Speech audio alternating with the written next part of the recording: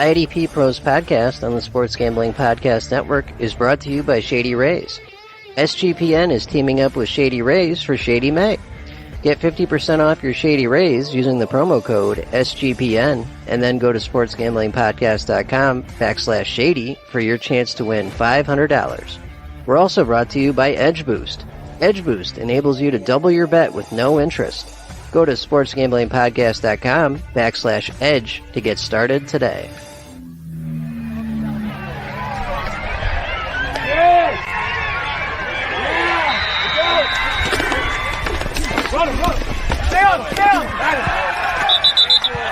On the ball. The IDP Pro Players Pod is a proud member of the Sports Gambling Podcast Network, home of the hottest, smartest, and fastest growing sports gambling and fantasy football providers in professional sports entertainment to date. And now, without any further delay, here's your veteran, infamous, no dirty O in season and senior IDP pros, Johnny the Greek and Gary, the IDP tipster, coming off the edge as always with their deepest standard league NFL defensive takes.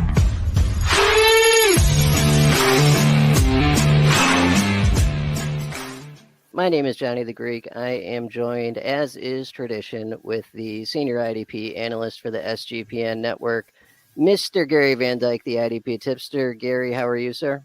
I'm doing great. I am so hyped to have the granddaddy or one of the granddaddy IDP pros. Yes, sir. We got a great one this week. We are joined with none other than Gary Davenport at IDP Sharks on Twitter. He is an NFL analyst for Bleacher Report. He writes for Fantasy Sharks, Football Diehards, Footballguys, and NBC Sports Edge. He's a two-time FSWA Football Writer of the Year and a part-time writer for The Athletic. That is one hell of a resume. Mr. Davenport, how are you? Doing well. Glad to join you gentlemen this evening. And we got OTAs coming up. Things are starting to get interesting. Fantasy draft season be here before you know it.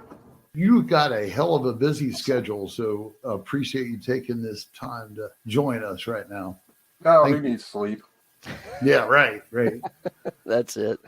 All right, well, let's start you with something relevant. You are a well-known Browns fan. Anyone that follows you on Twitter knows that. And we had a very recent signing of Zadarius Smith to the Browns.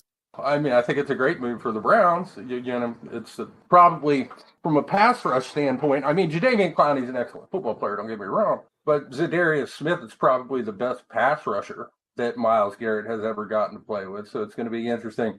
I think it's going to be great for Zadarius Smith. I don't think he's going to have to face many double teams in Cleveland with Garrett on the other end of that line. So, I mean, from an IDP perspective, Garrett is what he is. He's a top 5 guy. But Smith, especially in leagues where he's got that DL eligibility, he's sneaking up into the top 20. If he's not inside the top 20, he's right there. And that's the kind of guy that I kind of like to target maybe as a second starter. Give me that one high-end guy that I can rely on, pound away at linebacker, make sure I got a nice stable at that position. And then if you can circle back and get a guy like Zadarius at a position of value, you're setting yourself up pretty well. I've been hoping that they would replace Clowney with somebody decent. So this was a nice little surprise. Do you think it's enough to push them off into the playoffs? I don't know about the playoffs.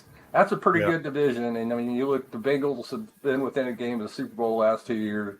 I expect the Ravens to be a good team this year. The Steelers might not be great, but they're not going to be terrible because they just never are under Mike Tomlin. They've never had a losing season with him as head coach. So just give me above 500. Let's get to 9-8, maybe 10-7, and then we'll worry about playoffs. I just want to be competitive. Just give me some hope, just a little. I don't need a lot, just a little.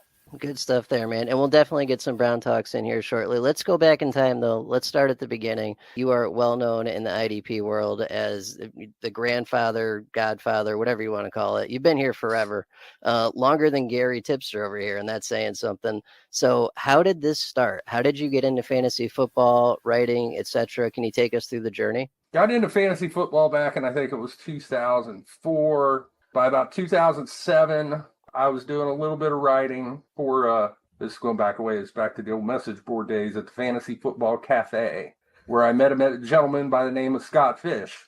And he and I got talking. We were both contributing a little bit to the site. And he suggested, hey, if we're going to do this stuff, and it's not like we were being paid for it, why not do our own site, and then we can, write whatever we want. So we formed Fantasy Football Oasis. And when I started that, I decided partly it was a love of IDP. I love DeFi. I've always been a defense first guy, and I love IDP fantasy football. But I figured, maybe as an aspiring writer, that it would be a little easier for me to get noticed if I was something of a bigger fish in a smaller pond. So I kind of focused on IDP in the beginning, and the rest is history. That's awesome. I got to follow that up with, what drew you to IDP? How'd you get into the IDP part of it? Like I said, I've always loved defense. And as I got more into fantasy football and looking at other formats, I realized that wait a minute, they have a format with defensive players. And this happens. I tell people this all the time. Play in an IDP league. Just try it once. You'll be hooked. It's awesome. And I've been in them ever since. Probably, I don't know. If I started in 2004, I was probably playing IDP by 2006. And like I said, started writing in 2007, and everything just kind of snowballed from there. Yeah, that's awesome, man. That's good stuff. Just side note, you're one of the few Yahoo profiles that is as old as mine and has as high a diamond rating. You have a higher diamond rating. That old, huh? That old. Gee whiz, man. He tried to sucker me back into Yahoo like 12 years ago, it seems like, but a long time ago. It's a very impressive profile. I'm stuck on ESPN, so I kind of get it, but shoo. Yeah. I think I'm in like two leagues at Yahoo every year, 2 or 3. I like it. Speaking of platforms, though, let's talk about that. So what is your favorite platform and format? All things being equal, what would you prefer for a format? Well, I'm going to be an IDP guy. Whether it's Superflex or not is fine. I know that Superflex has grown a lot in popularity, and that's good. My favorite platform has got to be my fantasy league. I just love, one, they're far and away the best IDP providers so far, and the customization.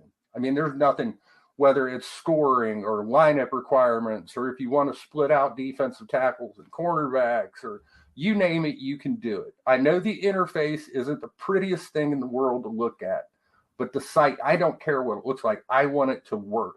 And in all the years that I've been playing on NFL, I can't ever remember them, like crashing on a Sunday afternoon when everyone's trying to get live scores and everybody freaks out. So I've been an NFL guy for years. Same here. And I actually survived my first years of IDP by peeking at your rankings. So anyhow, everybody had to start somewhere, right? SGPN is excited to announce an exclusive early access partnership with Edge Boost, the world's first bet now, pay later Visa card. Similar to buy now, pay later programs like Affirm and Afterpay, Edge Boost enables you to double your bet with no interest and pay back the advance over 4 equal weekly installments. That's right, 0% interest. Simply deposit the funds into your account and Edge Boost will match the deposit, so you can use 2 times the funds on any legal sports betting site. Edge currently offers up to $2,500 in advances as you build a repayment history. My Edge Boost double down play of the day is Celtics in 7. Go to sportsgamblingpodcast.com/edge to sign up today. That's sportsgamblingpodcast.com/edge. Must be 21 or older to use, only valid in legal gambling states. If you have a problem with gambling, call 1-800-GAMBLER. Pick it up with a little bit of Browns talk. So as mentioned previously, you're a huge Browns fan. We talked a little bit about this outlook for the season. What did you think of their draft? What did you think of their offseason moves? If you had to have a prediction for the season, what do you think the record's going to look like in general? I think the draft went okay. I mean, given the relative lack of draft, it's not like they had a lot of draft capital to play with. And I like that they added Cedric Tillman. I think they needed a body at wide receiver, and I think Tillman has a lot of potential. Free agency wise, they kind of did what they had to. The Dalvin Tomlinson signing made me happy because that seemed to be the most glaring need that the Browns had this offseason was the interior of that defense. They just got pushed around way too much at the point of attack last year. It's hard to say what the season's going to look like because it's going to come down to Deshaun Watson. I mean, if he looks like the Deshaun Watson of last year, the Browns are in trouble. But if he can shake off the rust and we see a quarterback who looks like the Deshaun Watson of 2020, The Browns have some weapons on offense. Obviously, they're going to be able to run the ball with Nick Chubb. The defense, I think, can be okay. So, like I said, it feels to me like 8-9, 9-8, 10-7 would probably be the optimistic side of projection.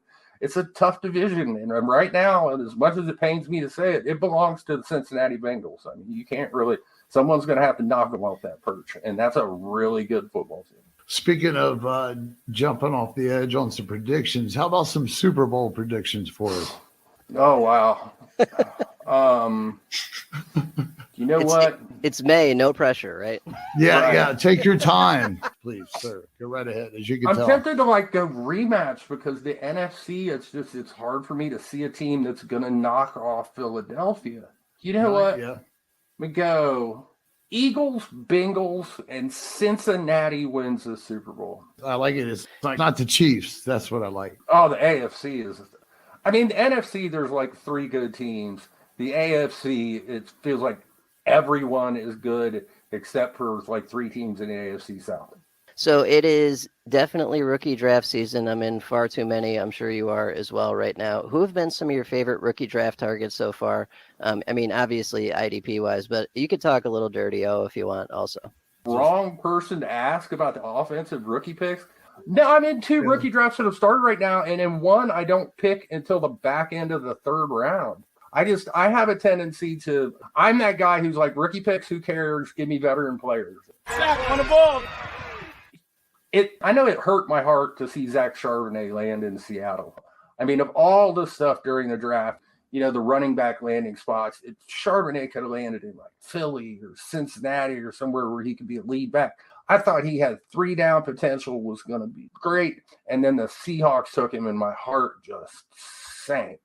IDP-wise, if I had to pick a guy that I think is a favorite target of mine, I think if you wait very late, at least you should be able to wait very late because defensive backs don't exactly fly off the board in rookie drafts. I think Jordan Battle is going to be the week 1 starting box safety for the Cincinnati Bengals. I don't know that we're going to get the kind of rookie year out of him that we got out of Pitre and Brisker last year, but I really like Jordan Battle in 20. He's not super fast, not super big, but he's got a ton of experience and he's a smart kid, and the Bengals need some help on the back end of that defense. Awesome. That's a good pick right there. I'm just going to sidetrack real quick. Any interest in some of the later linebackers that are going? Any of those guys? You think they get any play this year? You know what? If I had to take one, it would probably be Dorian Williams, if only because there's not a ton ahead of him on that depth chart in Buffalo. I mean, Tyrell Dodson and Terrell Bernard are okay, but they're not the kind of guys that you look at and you're like, okay, it's going to be a year or 2 before Williams is able to get into the starting lineup.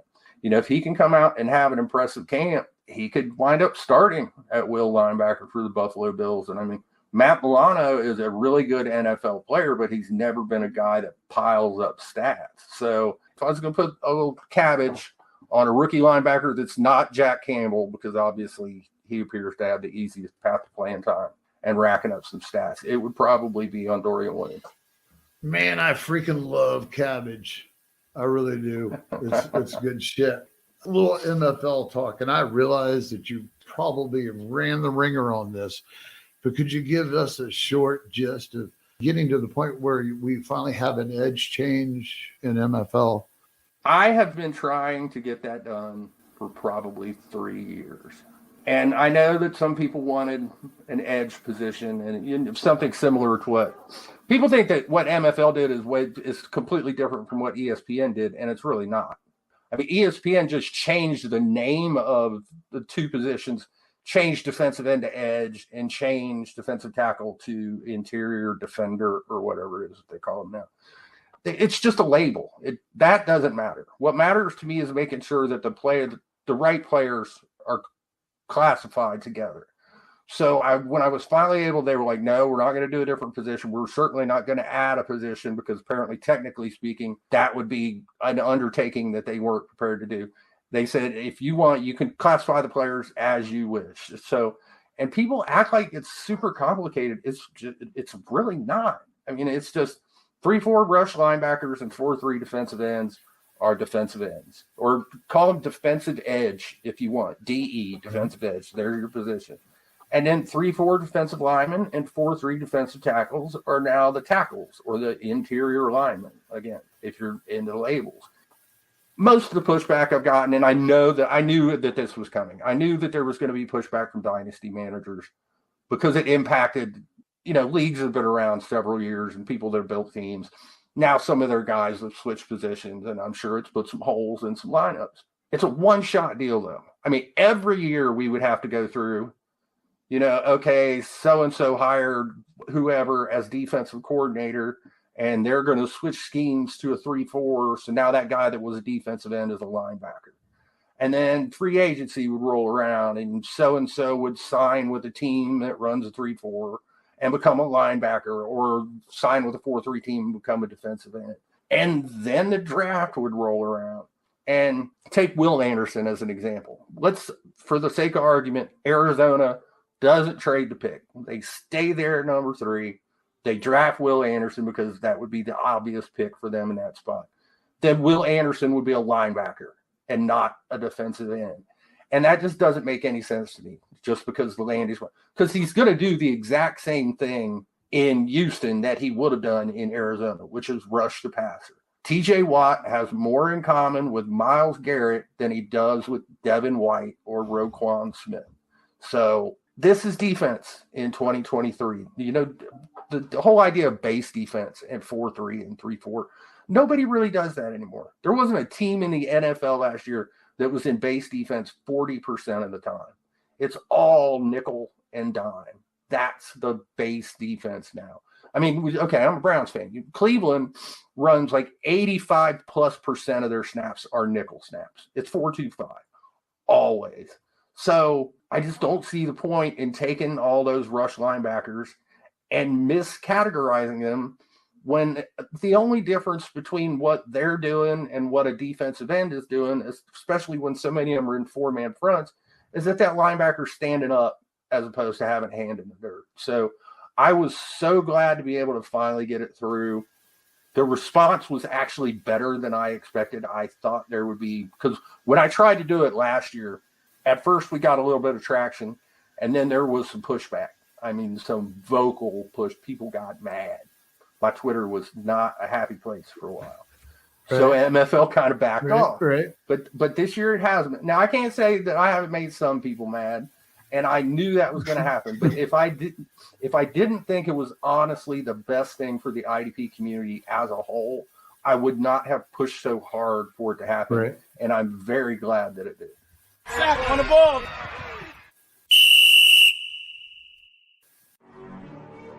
The IDPros podcast is brought to you by Shady Rays. Shady Rays is teaming up with SGPN for Shady May.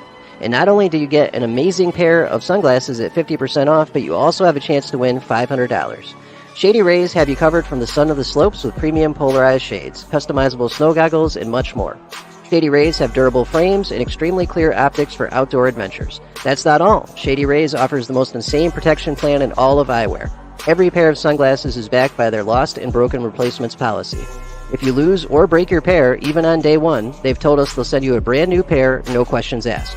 Wear your Shady Rays with confidence because they have your back long after you make the purchase.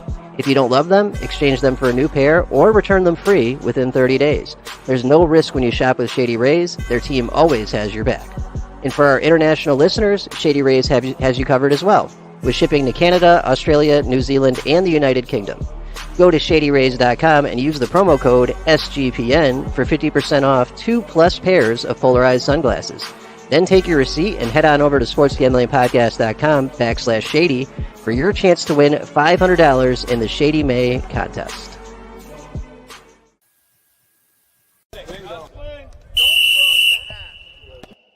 Really good stuff there, and thank you for talking about that, man. Seriously, I know a lot of people just wanted to hear that, like what the reasoning was, and I agree completely. I've seen nothing but good reaction to it. That's really good stuff. I think once people get used to it, even a lot of people that resist it, I think once give it a year, and they're going to be like, okay, this makes sense. Yeah. Well, I don't know why anybody would be freaking pissed off about it myself. What you've done as a whole for the industry when you did that right there, I think it's going to change. If it's not immediately, I think it's going to give a new avenue for some of this new generation simplify it a little bit. I think it makes a lot more sense. Oh, and that's the thing. I just want consistency. And now every year, I'm not going to lie, Right. selfishly for me, now I don't have to go through every year and change 24 players, because every time I change one of those guys, my Twitter blows up and people get mad. Oh, Right, my God, I can't right, believe you changed right. so-and-so to a linebacker. You cost me the fucking championship. Like, well, right, bullshit, motherfucker. You get Oh, a job. I've been told that so many times. I can't believe it. I lost my game because of you. Man, I don't remember sitting there actually pressing the buttons on your computer that put that guy in your lineup. So Yeah, right. That's crazy. That's great. All right, let's shift gears a little bit here. So you are in some, if the listeners don't know, you are in and run some exceptionally excellent all IDP leagues. The Wall, we got Sean's All D League. I know you're in some others. Just really good competition. What is your strategy typically for those types of leagues, all things being even? it's going to depend on the scoring a lot. Like the Wall is very tackle heavy. And, I might propose that we change some of the scoring in that this year, especially with true position rolling around. That league was around at Fantasy Sharks before I ever got to Sharks in 2011. And then the person who actually created the league passed away. And I took over as commissioner at that point and said, okay, I'll run it just so we can keep it going. And it's been going ever since. There, it's all about linebackers. I mean, bang away. And most leagues, it's probably going to be that way. Probably 3 of my first 4 IDP picks are going to be linebackers. That other one's probably going to be a defensive lineman. And I'm a guy who fades defensive backs. I'm going to have all my linebackers, probably all my defensive linemen. If I have to start a defensive tackle, I'm probably going to have that guy too. And then I'll just wail away on upside defensive backs later, because even in deeper IDP leagues, there are going to be defensive backs out there on the waiver wire most of the time you can go get. I wrote about Talanoa Hufanga last summer going into this year. I didn't think he was going to finish as a top 10 defensive back. I just wrote that he was the kind of guy that you can target late, that maybe he'll hit. And if he doesn't, who cares? You throw him back to the waiver wire and go get him. And I have been a defensive back fan. It's no disrespect to the fine work of defensive backs. You will never see me have a guy like Derwin James, or I had Pitre on some teams last year, but it won't be this year because I'm not taking the 2nd or 3rd or 5th or 10th defensive back off the board. I just don't. Man, I love old school tackle base. I adapted. I like this balance format. I won't call it by a certain alphabetical number or anything, but I like it to call it just a balanced format across the board, right? Especially offense versus defense, IDP. But yeah, DBs has always been that way, and they've just increased that way. I mean, it's just even worse now, from what it was, 10, 12, 15 years ago. Because it used to be, your safety roles were really delineated. You had your free safety and your strong safety. And your free safety played deep, and your strong safety played up by the line of scrimmage. And that's the guy you wanted because he got those box snaps. Now, so many more NFL teams, instead of having like a free safety and a strong safety, or a deep safety and a box safety, they've got like a right safety and a left safety. They want guys who are interchangeable and who can play both roles. So, we're not seeing that guy who's in the box as much, and it makes it a little more difficult for those guys to rack up tackle snaps. And it's made a position that was already kind of unpredictable just that much more so. Yeah, absolutely. Speaking of guys that you're targeting this year, I'm going to rapid fire a few at you. So if you had to guess right now in May, a little bit on the early side, at the end of this next season, who do you think is, I'm just going to go right down the line, the edge one at the end of this year? The edge one. The Browns fan in me wants to just scream Myles Garrett at the top of my lungs. But after he missed time whoa, why aren't you? I mean, I love Myles Garrett. Yeah. Oh, I've done it. God damn it. He should, he should be up there. The individual defensive podcast that I do with Scott Bogman, I'm sure we'll do an awards prediction show at some point in the summer. Mm-hmm. I will pick Myles Garrett as Defensive Player of the Year. I've done it like every year for the past 5 years. And one of these times, damn it, I'm going to be right. I know this is low-hanging fruit, but he missed time last year, had kind of an off season. I think he's going to go into this year mad. I'm going to go with TJ Watt. Yep. Good. As much as it pains me to pick a Steeler. Oh yeah, I hear you. It's a good pick. How about defensive tackle? This one's a little more iffy. What do you think? I worry about Aaron Donald because he's just not. I mean, there's nothing around him on the Rams right now. We'll go outside the box a little. Give me Quinnen Williams. Nice, solid pick there. How about like a combined tackle inside linebacker? See, now this is where we're getting into nitty gritty. He's going to be my number one linebacker going into the season and was great last year, even though he played for two different teams. So I'll go Roquan Smith. I don't feel like I'm not being bold. I'm not being brave. I'm not. That's It's okay. vanilla, man. It's vanilla. It's what it is. I'm going to say that like Azeez Al-Shaair is going to lead all linebackers in fantasy points, but Right. It's okay. Yeah. Yeah, nothing wrong with being safe. How about safety? the thing is, it's safety. You never know. It's going to be some weird guy that nobody thought of. I'm going to go with another guy that was hurt. Going to have a nice rebound year. I think he's going to play a lot of quasi linebacker this season. Jamal Adams. Bounce back year, yeah. And then what I think is the hardest one. Who's the corner one at the end of this year?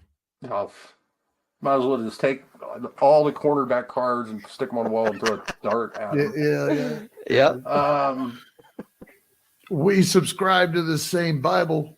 Kenny Moore in Indianapolis because he's usually right up there. So again, low hanging fruit, but it won't be L'Jarius Sneed because I can't remember the last time that a cornerback finished number one 2 years in a row. Right. So, but Kenny Moore's a guy that seems like he always kind of hangs around, and he's probably going to be 80 plus tackles. So, such bold predictions. Fact: the National Breast Cancer Foundation reports that a woman is diagnosed with breast cancer every 2 minutes. And we already know finding new innovations in research, surgical options, and clinical trials is essential to finding a cure. And to all those fantasy football ladies that may be listening, we also know with early detection your survival rate goes up. And that's why breast self-exams are very important, and the best way to give your old girls their best fighting chance to win the championship. So, with all that being said, the fellas here at the IDP Pro Players Pod would like to remind everyone, the National Breast Cancer Foundation does take donations, so please, go and give what you can. And let's give our mothers, our wives, our sisters, and every woman, the support, the resources, and maybe even more importantly, the hope, by knowing we all really do care. The SGPN fantasy football team is giving away a Lamar Jackson jersey in the month of May. Leave us a 5-star review on our Spotify or Apple podcast page to enter. DM us your review at SGPN Fantasy on Twitter to confirm your entry. Winner will be selected May 31st. It's deep, man. It's going deep. We're going even deeper because I'm going to ask you if there's any big names out there, any position, couple of them, throw them all at us if you want. Is there any big names out there you're just kind of avoiding? I'm going to go with redraft. Like I said, I worry a little bit about Aaron Donald this year, if only because there's nothing around him in LA. They've got like no presence on the edge to take. And I just feel like they're going to, like, all 5 offensive linemen are just going to collapse on Aaron Donald every play. So at his ADP, I probably don't love him. Max Crosby, I love the player. Was phenomenal last year, just so great. But, 80-something tackles from a defensive end is not something that's going to be easy to repeat. So I kind of feel like there's a little regression coming there, but you're not going to see that regression in his asking price. So I said, and at linebacker, at defensive back, just every big name guy because I'm not paying retail for defensive back. So Derwin James, Pitre, Brisker, all of them. Someone else can draft them, and it ain't going to be me. Linebacker, I'm going to go with Tremaine Edmunds. I think a lot of people are going to look at that contract that he signed with the Chicago Bears and assume, well, Chicago pulled a truck full of money up to his house. He must be fantastic. And he's a good NFL player, a really good NFL player. But I don't think he's ever had 120 tackles in a season. So I don't think the numbers are going to be there. If I'm going to target a Bears linebacker in IDP drafts this year, it's probably going to be TJ Edwards because I'm going to be able to get him way later. And I wouldn't be surprised if he winds up outpointing Edmonds. Yep, good stuff there. I think I've seen you do this, so pretty sure I know the answer. But do you stream corner or defensive tackle or any other position in your all IDP leagues? Defensive tackle, I normally don't. Cornerback, absolutely. And I might at corner, I might at defensive, but staying with defensive tackle, especially with true position coming in, it got a little bit deeper. So, I mean, it used to be you could either grab one of those top 5 or 6 guys, or it was whoever. It was just a big pile of whatever. And at that point, you might as well stream. Now that we've mixed in, some of those 3-4 defensive ends into the mix, you can look at that 10th, 11th, even 12th guy down the board.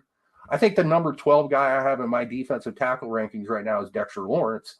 That's not a bad guy to roll out there every week. But yeah, cornerback, absolutely. I can guarantee you, if I have to start 2 cornerbacks, my last 2 picks are going to be 2 cornerbacks. And I'm going to pick guys. I'm not even really picking guys for the season. I'm looking at the schedule like, okay, who's playing Kansas City in week 1 or who's playing Buffalo in week 1.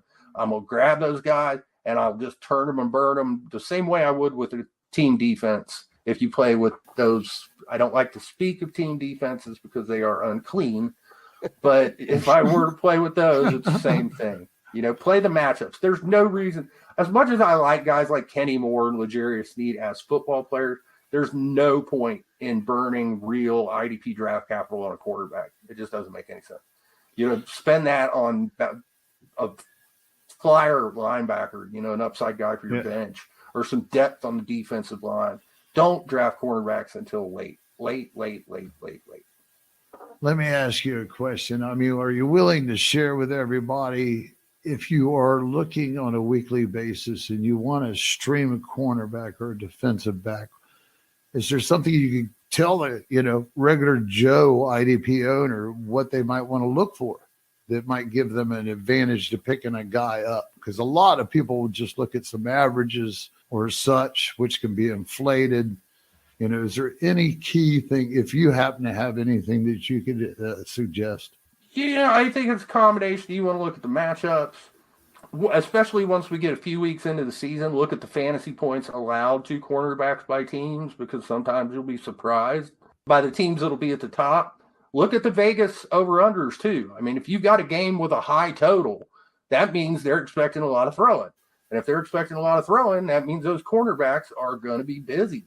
I think that sometimes people sometimes avoid that. It's like they almost look at it, the shootout, and they say, well, I don't know if I want to fight. No, those are exactly the kind of games you want to get involved with. If you can get, Kansas City versus Buffalo, or Kansas City versus Cincinnati, or Cincinnati versus Buffalo, those are the kind of games where guys like Teron Johnson and Chidobe Awuzie are going to be busy.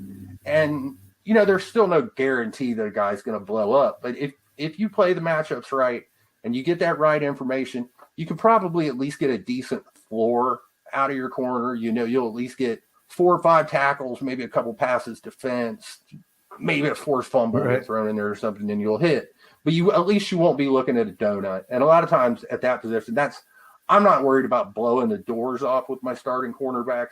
I just want the guy to go out there and get me a handful of points, because he's not the guy I'm counting on to carry my team. My team is going to be, I live or die with linebackers. It's always have, probably always will.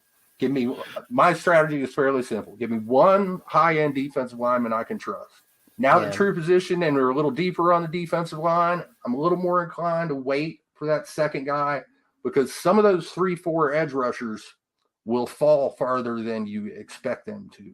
Like Preston Smith last year, I got him late, and he had, I think, 58 tackles and 8.5 sacks. Those are pretty good numbers. And then just linebacker. Like linebacker is like running back in the day. You cannot have too many good linebackers, because that list of guys that play every down is shrinking. It's not getting bigger. We're seeing more and more where guys playing 70, 75% of the snaps instead of those 90% guys. I want as many of those 90% guys on my roster as I can possibly get my grubby little hands on. I got to tell you, to give kudos to MFL again. The first thing I like to tell people is, if you ain't playing on MFL and looking at points allowed, especially after the 3rd, 4th week or so, that could help you. And it can, I like cheating a little bit if I'm on ESPN or somewhere. I mean, it doesn't hurt to have that MFL league just so you can kind of vary things. I've been a cheapskate all my life, man. I ain't paying everywhere, so I conserve my resources. I'm fortunate enough that most of my leagues at MFL get comped. So Nice. Morning. Nothing like waking up to crying kids, hungry pets, and an angry alarm clock. All a football fan wants is to get your kids to school, feed the dogs, and clock in at the office, and then you can finally settle in and enjoy a moment of peace with your morning cup of coffee. And you are just in time for the SGPN IDPro Manager Podcast, Nice. which your idiot league mates haven't yet discovered. Let Craig and Gary start your day with all the reliable IDP information you need. Tune in every Friday at 10 a.m. Eastern on the SGPN Fantasy Football YouTube channel, where your SGPN IDP pros know exactly what you need, besides another cup of coffee. Hey, so you just brought this up. It actually leads right into our next question. So can you talk about how positional value has changed since you've been playing IDP, which is a good 20 years now? So, you mentioned the linebackers. Has anything else really changed landscape-wise over that time? For the longest time, it really didn't. I mean, linebackers are still the king and have always been the king and probably will always, just because so many IDP leagues tend to be tackle heavy. And so long as that's the case, then you're going to live or die by the linebacker position. It used to be that the scarcity at defensive line was the big thing. There were years where you're in a 12-team league where you're starting 2 defensive linemen. There's not 24 guys that you want to start every week. You get down to that 19, 20 mark, and you're looking at the names that are available, and you're like, crap, I don't like any of these guys. But true position has deepened that a fair amount, so I don't think there's that urgency on the I mean, I still think it helps to have one kind of high-end defensive lineman, a guy you can a guy you're just rolling out there every week. It don't matter what the matchup is. Who cares? That's my guy. I'm starting him. But the biggest change to me has just been so many teams. We're seeing a lot more teams play dime. We're seeing teams run more 3 safety looks where they've got a third safety in there as a sub-package linebacker. So, we don't have as many true every down linebackers as there used to be. And it just makes the ones there are that much more valuable. Those guys are gold in IDP now. I can't overstate it. You've got to attack the linebacker position early in your drafts. Or if you're rolling out a bunch of guys who play 60, 65% of the snaps at linebacker, your scores are going to be all over the place. I mean, there'll be some weeks where you'll be fine because there are guys that go out and play 45% of the snaps. Gary, let's be clear real quick. Can I ask you a question, and not to interrupt you so rudely? Can I ask you a question? Are we talking about balanced? Let's remind everybody what kind of scoring format you might be talking about when you're leaning towards a lot of linebackers. Pretty much everywhere. I mean, balanced scoring. Unless we're talking ridiculously big play heavy. Tackle to big play ratio is like tackles are 1 point, sacks are 6, and the ratio is just complete. That's the only thing that matters about IDP scoring. Everyone wants to talk about tackle heavy or big play heavy or balanced or whatever. The only thing that matters is the ratio between tackles and big plays. Is it 3-to-1, 4-to-1, 5-to-1, 2.5-to-1? That's the magic number you need to know. And unless it's higher than 4-to-1, unless we are big play heavy, you still want those tackle guys because the tackle, that's your consistency. That's the stat you're going to get week in and week out. Now you can live or die by big plays, and there will be weeks where your team will go out there and you'll get them sacks and interceptions and your score will shoot through the roof. All right. But there will also be weeks when those big plays dry up and you have the lowest score in the league. And I don't like to be that team that's a roller coaster all season long. I'd rather score, 120 every week than score 140 and then 85 and then 129 and then 74. And that just makes me nuts. And it makes it harder, I think, to win a championship because, yes, you're going to have to put up high scores once you get to the playoffs. But I don't want to have to rely on, okay, I got to have a big week this week. I just want to know, okay, I know what my team's capable of. I can normally go out there and put up X amount of points. I just need to milk a few more out of my lineup because I'm playing a good team. All right. I want to follow that up with what can John look forward to in another 10 or 20 years in IDP while me and you are playing cards at the old folks' home together? What do you think, man? I think we make a good euchre fucking team, dude. I'll tell you what, I can play some euchre. That is for sure. Yeah. Let's go. Been known to spend an evening playing euchre. I can't even imagine what's going to happen with the NFL defenses in 10 years. I mean, you look at what has happened in the last decade. I mean, 10 years ago, it was base defenses and great big 245-pound linebackers. And like I said, you have your strong safety and your free safety. But it doesn't really – the thing is, it's not up to the defenses what defenses are going to look like in 10 years. But the question is, what are offenses going to look like in 10 years? And how are defenses going to adjust to that? Because that's all it is. It's a game of playing catch up with the offense. The NFL don't care about defenses anymore. They've showed that for the last 15, 20 years. Every rule in the game is so that offenses can score points. And the poor defenses are just trying to do their best to slow them down. So, I mean, 10 years in offense, for all I know, they'll only have 4 offensive linemen. There'll be 6 wide receivers. You're only allowed to rush 3 guys, and you have to ask the quarterback's permission before you touch him. That's absolutely true. Good stuff. Hey, so are you into any weird formats, vampire leagues, no bench leagues, anything like that? Yeah, I'm in a couple guillotine, but other than that, I'll try anything. I mean, if someone, and I don't, that's why because everyone gets into, I know that everyone has their preferred format.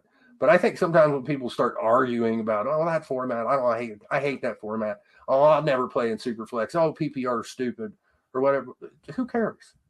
I'm in probably, I don't even know, 25-ish leagues a year, I would guess. Honestly, I don't count because it's depressing. And they're all over the place. I'm in some that have team defenses. I'm in IDP. I'm in all IDP. I'm in IDP leagues where you just start a few guys. I'm in IDP leagues where you start a full lineup. I'm in Dynasty. I'm in Redraft. I'm in Guillotine. I'm in Best Ball. They're all fun in their own way. So that's the point of fantasy football. You know, rather than bickering over which format's better and what scoring system is the one that everyone should use, which doesn't make any sense to me. Nobody does that on offense. I mean, I could go on Twitter right now, and I even know who to poke to start a fight about whether PPR is fantastic or stupid. And I could start, but everyone at the IDP side, everyone acts like the offense, everyone has just agreed to set scoring and this is the way. I want IDP scoring to be all over the place. I like that some of my leagues are tackle heavy and some of them are big play heavy and deathmatch is just confusing. I enjoy different leagues. You know, I don't want all the leagues to be the same because then what's the point of playing in 25 leagues if they're all going to look the same? I don't understand. It gets boring. Well, how you feel about Ohio now? You know, we can actually prop bet. You know, I didn't gamble a lot. I'll probably dabble a little bit during football season. And I threw a few bucks on the Kentucky Derby and got it wrong. But I'm just not a big gambler. I don't do I'm not really in a lot of money leagues either. I mean, same here, man. Fantasy leagues that I'm in, a lot of it is either with colleagues and, you know, industry people or just people that I've gotten to know online. The more money I have on something, the more seriously I'm going to take it. And my nerves are fried enough without me throwing stuff at the TV every week because I got, you know, Cincinnati minus 6.5. And Baltimore's about to kick a field goal so where they'll lose by 6 and I'll be at hose. I pick every game all season long against the spread at Bleacher Report. So I know that it's not easy to pick every game against the spread. And I tell myself, you know, if I didn't have to pick every game, if I could just, you know, pick the games each week that I like, I could probably make some money. But I know I'm full of crap. The house always wins. If sports gambling was easy, Vegas wouldn't allow us to do it. You wouldn't be allowed to do it. They do it because it's hard. And then they take your money, and you're sad, and they're happy. He speaks the truth. We've had it for almost 2 years now, and I am definitely negative.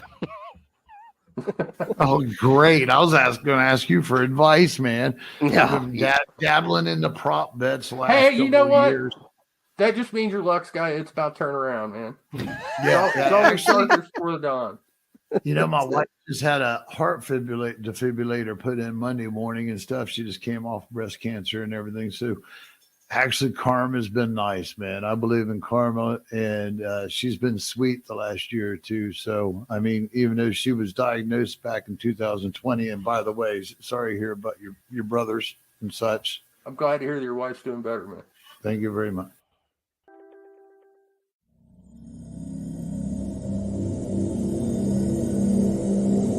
The IDP Pro Players Pod is also presented by IDPguys.org, where managers and fans can further their fantasy football knowledge into the depths of Dynasty, individual defensive players, Superflex, and beyond. That was IDPguys.org, where they do way more than just defensive football. Awesome. Well, Gary. This has been excellent, man. We really appreciate it. Is there what are you writing this season? What are you doing? Anything you want to plug? The floor is yours. Well, I just did an article on true position, actually, and kind of a strategy thing that's should be live at Football Guys in the next day or two. I am doing, years ago at Fantasy Sharks, I did something I called IDP 101.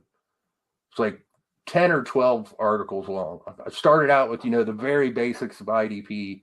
And then by the end of it, I was getting into, some of the more complicated stuff like, stat crews, which ones award more solos, which ones award more assists. And I think I remember that.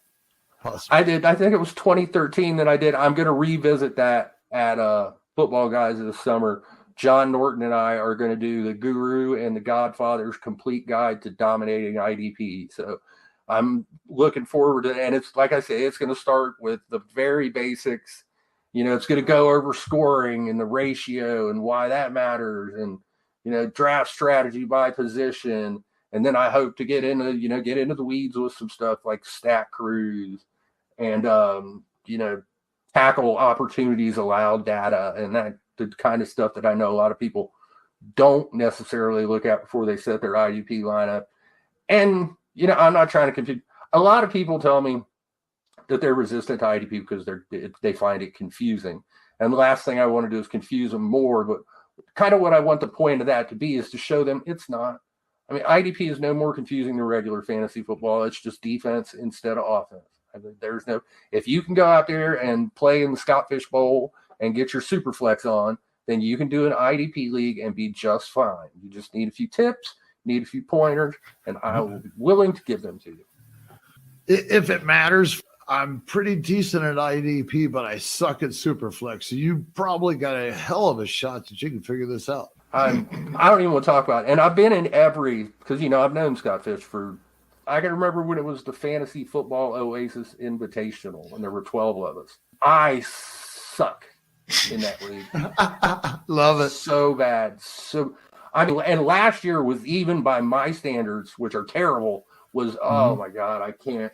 And I got the email today, so, I'm trying to decide what league I want to be in, what draft slot. I'm like, what does it matter? I mean, what does it really matter? Whoever I tell people, I'll like tweet the players that I draft once our slow draft gets started. I'll tweet the players I draft, and I tell people, avoid these players because now that I have drafted them, in the Scott Fish Bowl, they're dead. They are going to die. Something bad is going to happen to them. They're going to get hit by a truck or a meteor, or they're going to, get eaten by a bear, or something is going to happen, and they're not going to score a lot of fantasy points this year. But I keep coming back every year. I mean, I love it, and I love Scott. Like me and him would go back forever, and it's always great to see him in camp. So, it's all about the cause, man. I love it. Awesome, man. Well, this is excellent. This is really good stuff. Everyone should be following him at IDP Sharks on Twitter. He is a writer for many sites, including Football Diehards, Footballguys, NBC Sports Edge, The Athletic. He's the two-time FSWA Fantasy Football Writer of the Year and an NFL analyst for Bleacher Report. Gary Davenport, thank you for coming out. Pleasure was all mine, man. I really, really appreciate taking that time out of that busy schedule. I look forward to seeing everything you got coming out. All right. Thank you, everyone, for listening. We'll see you next week. Have a good one.